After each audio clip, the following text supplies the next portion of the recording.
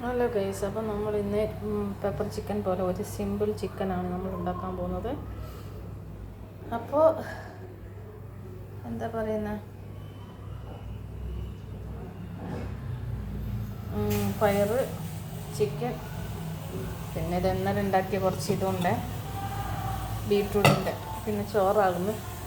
അപ്പോൾ നമ്മളുടെ ഇത് സ്റ്റാർട്ടാകും. നമ്മൾ ഉള്ളി കട്ട് ചെയ്തുകൊണ്ടിരിക്കുകയാണ്. ചോറ് വിസിൽ ആയിക്കൊണ്ടിരിക്കുന്നു. നമ്മളുടെ ചോറ് ഇന്ന് കുറേ ജോലിയുണ്ട് ഗൈസ്.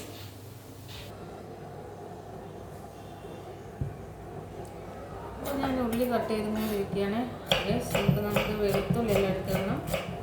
ഉള്ളി കട്ട് ചെയ്തതിന് ശേഷം നമ്മൾ ഇതിലേക്ക് കറിവേപ്പിലയും ഇഞ്ചിയും വെളുത്തുള്ളിയും പെപ്പറും കുറച്ച് ടർമറിക് പൗഡർ, മുളക് പൊടി ഇടുന്നില്ല, അതുകൊണ്ടാണ് പെപ്പർ ഇടുന്നത്.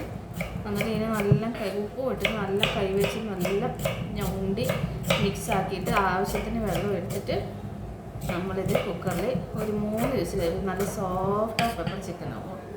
അപ്പോൾ നമ്മുടെ ഉള്ളി കഴിഞ്ഞു. അപ്പോൾ ഞാൻ ഇന്നലെ ഓണസദ്യ ഒരുക്കിയിട്ടുണ്ടായി.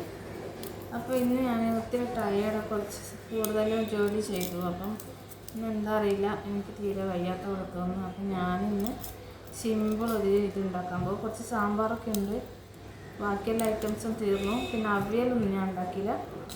കാളനുണ്ടാക്കി, കാളനുണ്ടാക്കി ഇത് വെച്ചിട്ട് വെള്ളരിക്ക വെച്ചിട്ട്, പിന്നെ എരിശ്ശേരി ഉണ്ടാക്കി മത്തൻ വെച്ചിട്ട്, മത്തന് നമ്മുടെ പുട്ടുകടലല്ലേ അത് വെച്ചിട്ട്, പിന്നെ ഒരു സാമ്പാർ, പിന്നെ ഒരു പപ്പടം, ഒരു ചെറുപയർ പായസം, പിന്നെന്താ ഉണ്ടാക്കിയത്, കാബേജ് തോരൻ, അച്ചാറൊക്കെ ഞാനിങ്ങനെ വീട്ടിലുണ്ടാക്കുന്നതാണ്. അച്ചാർ ഞാൻ കാണിച്ചു തരാം. അപ്പോൾ നമ്മുടെ പൂണ്ട് ഇങ്ങനെ ഉരിച്ചെടുത്തിട്ട് നല്ല ചതക്കുക, നല്ല കൈ വെച്ച് ചതക്കുക ഗൈസ്. ഇത് ഇങ്ങനെ ചതച്ചെടുക്കുക. എല്ലാ വെളുത്തുള്ളിയും നമ്മളിങ്ങനെ ചതച്ചെടുക്കുക, എല്ലാം ചതച്ചെടുക്കുക. പിന്നെ നമ്മളുടെ ഇഞ്ചി ഓൾറെഡി നമ്മളിവിടെ ഇഞ്ചിയൊക്കെ റെഡിയാക്കി വെച്ചിട്ടുണ്ട്. അപ്പോൾ നമ്മളുടെ ഇഞ്ചി ആവശ്യത്തിനേറെ ഇഞ്ചി, ഉള്ളി എല്ലാം ആവശ്യത്തിന് കേട്ടോ. ഇഞ്ചി ഇഞ്ചി ഇവിടെ വയ്ക്കുന്നുണ്ട്. ഇഞ്ചി എല്ലാം നന്നാക്കി വെച്ചിരിക്കുകയാണ്. അപ്പോൾ നമ്മളുടെ ഇഞ്ചിയും ചതച്ചെടുക്കണം.